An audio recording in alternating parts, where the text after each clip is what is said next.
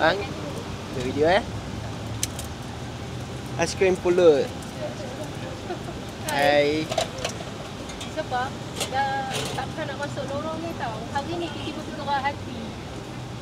Dulu masa yang berniaga kat depan apartmen idaman tu, senanglah nak beli.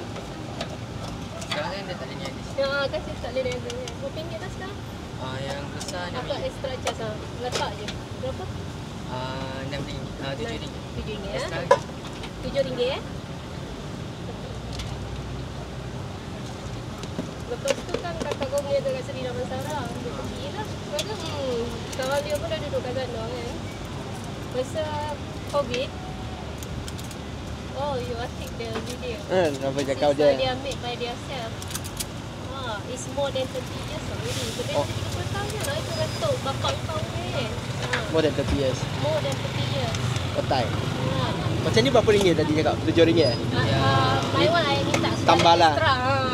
RM6. Lama tak makan.